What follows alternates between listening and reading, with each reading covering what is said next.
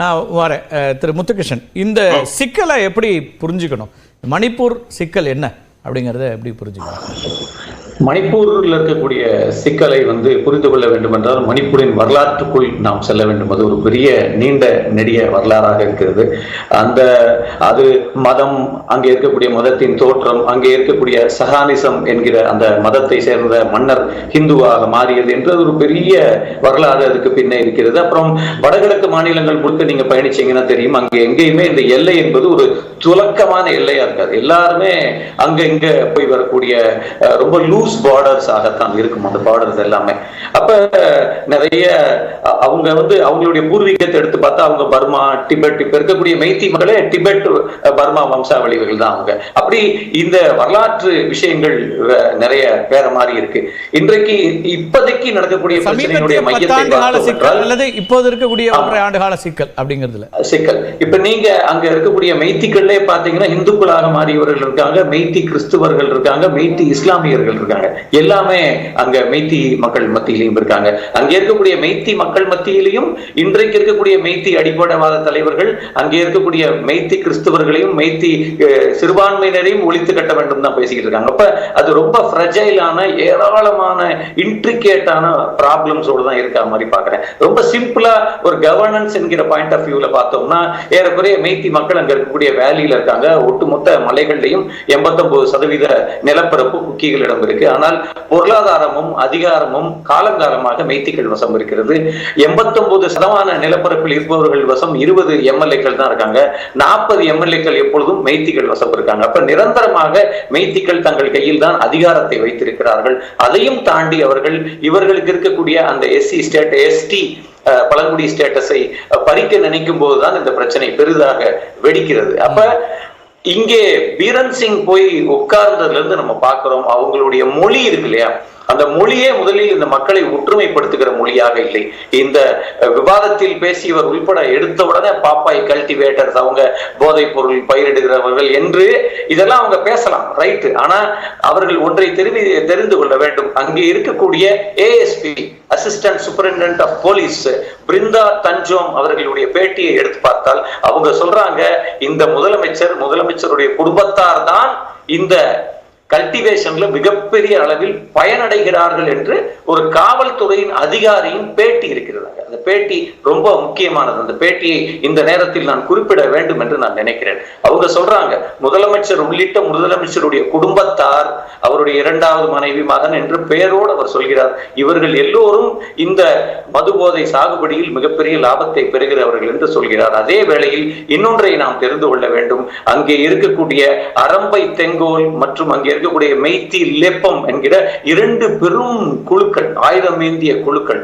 இந்த 2 குழுக்களுமே RSS உருவாக்கம் என்று கிம் காந்தே என்கிற மணிப்பூரினுடைய MP உடைய விரிவான பேட்டி ஃப்ரண்ட்லைன் நியூஸ் கிளிக் உள்ளிட்ட எல்லா ஆங்கில ஊடகங்களிலும் இருக்கு. நீங்க அந்த பேட்டியை பார்க்க வேண்டும். அவங்க சொல்றாங்க, இந்த 2 குழுக்களும் நேரடியாக RSS ஓடு தொடர்புடைய குழுக்கள். இவை these both are the creation of RSS அப்படின்னு சொல்றாங்க.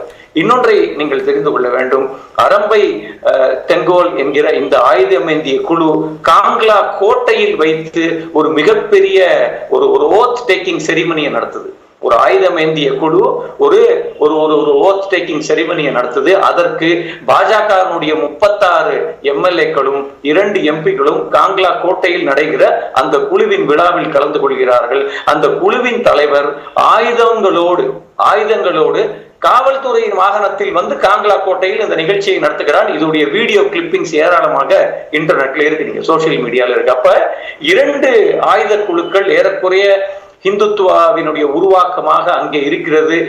ஏற்கனவே தம்பி காங்கிரஸ்காரர் குறிப்பிட்டது போல அரசாங்கத்தினுடைய ஸ்டேட் ஆர்மரியில் இருக்கக்கூடிய ஆயுதங்கள் எல்லாம் இவர்கள் 4500 5000 சொபிஸ்டிகேட்டட் வெப்பன்ஸ் இந்த 2 குழுக்களும் அரசாங்கத்தின் தளவாடங்களை எடுத்துட்டு போயிருக்காங்க என்றால் அரசு ஏறக்குறைய இந்த பிரச்சனையை முடிவுக்கு கொண்டு வர விரும்பவில்லை. மாறாக இந்த பிரச்சனையை பெரிதுபடுத்தவும், இந்த வன்முறையை இன்னும், அதாவது அரசு வெளிப்படையாக மெய்த்திகளின் பக்கம்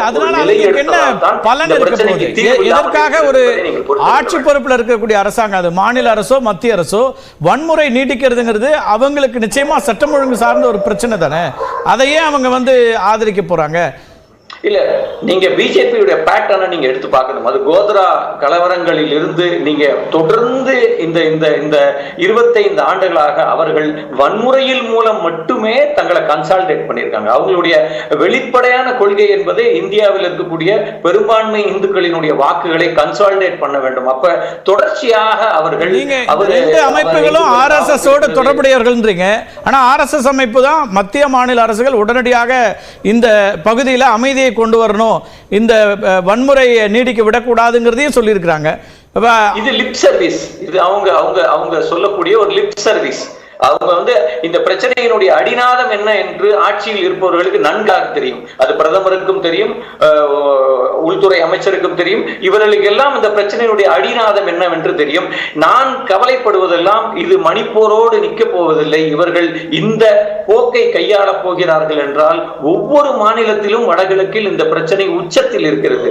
அதுதான் நான் உங்களுக்கு சொல்றேன். நீங்க கோத்ராவிலிருந்து அல்லது பசு அரசியல் என்று மத்திய பிரதேசலயும் ராஜஸ்தான்லயும் உத்தரப்பிரதேசல அக்லாக்ல இருந்து எல்லா இடங்கள்லயுமே இவங்க ஒரு பதட்டத்தை, ஒரு வன்முறையை விதைப்பதன் மூலம் இந்த சமூகம் பிளவுபட்டால் தான் தங்களுக்கு வாக்கரசியலில் லாபம் கிடைக்கும் என்று நினைக்கிறார்கள். அதனால் அதையே வடகிழக்கு மாநிலங்கள்ல என்பதுதான் என்னுடைய சமீபத்தில் தொடர்ச்சியாக தேர்தல் வெற்றிகளை பாஜக பெற்று வருகிறது. அப்படி இருக்கக்கூடிய சூழல்ல அவங்க வன்முறையை தூண்டி வேறு எந்த இடத்துல வெற்றி பெற போறாங்கிற ஒரு கேள்வி இருக்கு. நம்ம பேசலாம். முதல் கட்ட கருத்தை நான் எடுத்துக்கிறேன். திரு பாலச்சந்திரன் வரதுக்கு முன்னாடி நான் ராமசாமிகிட்ட கேட்டு வந்துடுறேன் சார். உங்களோட நிறைவாக நான் உங்கள்கிட்ட கேட்டுனா முழுமையான ஒரு அட்மினிஸ்ட்ரேட்டிவ் ஆங்கிள் வரதுக்கு சரியாக இருக்கும். திரு ராமசாமி, இந்த சிக்கலை எப்படி பார்க்க வேண்டியிருக்கு? இது ஒரு இந்த வன்முறை தொடர வேண்டும் அப்படின்னு ஆட்சி பொறுப்பில் இருக்கிறவங்க நினைக்கிறாங்க அப்படிங்கிற விமர்சனங்களை வைக்கிறாங்க. நீங்கள் எப்படி பார்க்குறீங்க? பாரத மண்ணிற்கும் தமிழ் மக்களுக்கும் முதற்கண் வணக்கங்கள். மிக வருத்தத்துக்குரிய விஷயம், நம்ம நாட்டில் நம்மளோட சகோதரிகள் இந்த மாதிரி ஒரு சூழ்நிலையில் இருக்கிறது அப்படின்றது ஒரு ஹியூமன் ரைட்ஸ் கிரைசிஸாக பார்க்க வேண்டிய அவசியம் இருக்குது. டெஃபினட்டாக அதை அங்கே இருக்க local body, panchayat, municipality, corporation, அங்கே இருக்க ஸ்டேட் கவர்மெண்ட், சென்ட்ரல் கவர்மெண்ட் எல்லாருமே, லா என்ஃபோர்ஸ்மெண்ட் ஏஜென்சிஸ், பாராமிலிட்டரி எல்லாருக்குமே அதற்கான பொறுப்பு இருக்குது. மற்ற மக்களுக்குமே அதற்கான பொறுப்பு இருக்குது. அந்த பிரச்சனை இன்னும் பெருசாக்காமல் இருக்கிறதுக்கு, பொய் செய்திகளை பரப்பாமல் இருக்கிறதுக்கு, தெரியாத ஆதாரம் இல்லாத செய்திகளை சொல்வதற்கு, இது எல்லாருக்குமே அதற்கான பொறுப்பு இருக்கு. அதிகமாக அரசு இருக்கு. ஏன்னா அவர்கள் கையில் அந்த மிஷினரி இருக்கு அப்படின்றத பார்க்குறோம். அதில் யார் இறந்தாலுமே அது குற்றம். அதுவும் பெண்களும் சிறு குழந்தைகளும் டிஃபென்ஸ்லெஸ்ஸாக அந்த மாதிரி அவர்கள் தாக்கப்படுறது அப்படின்றத நம்ம டெரரிஸ்ட் ஆக்டாக மட்டும்தான் பார்க்க முடியும், வேற எப்படியும் அதை பார்க்க முடியாது. ஸோ அதனால் அதற்கேற்ற ஆக்ஷன் அவங்க மேலே எடுக்கணும், தண்டனைகளும் அவர்களுக்கு கொடுக்கப்பட வேண்டிய அவசியம் இருக்குது. இன்ஃபேக்ட் அந்த அமைப்புகள்லாம் டெரரிஸ்ட் அமைப்புகளாக டிக்ளேர் பண்ணுறதுலையும் தவறில்லை அப்படின்றது என்னோட பர்சனல் கருத்து. அப்படின்றது தான் என்னோட பார்வை. ஆர்எஸ்எஸும் அதை சார்ந்து அவர்கள் இந்த மாதிரி இருக்கக்கூடாது, நடுவில் பீஸ் கொண்டு வரதுக்கான அட்டெம்ப்ட் இருந்தது, ஓரளவுக்கு ட்ரான்குலிட்டி வந்த மாதிரி இருந்து. ஆனால் இன்னைக்கு சிச்சுவேஷன் மாறி இருக்கிறது தவறு. அரசு இதுவரைக்கும் 19 மாதங்களாக இந்த மாதிரி ஒரு சூழ்நிலையை விட்டது அரசோட தவறு அப்படின்றது தான் சொல்லியிருக்காங்க. அதுதான் நண்பர் ஆர்எஸ்எஸ் தான் இதற்கு காரணம் அப்படின்லாம் சொல்றாரு. அதற்கான ஆதாரங்கள் எங்கேயும் கிடையாது. பொதுவாக சொல்லலாம், வேற யாரோ ஒருத்தர் இன்டர்வியூ நாடாளுமன்ற உறுப்பினருடைய பேட்டியை கோட் பண்றாரு. அதான் அவரும் ஆதாரம் இல்லாம சொல்றாரு.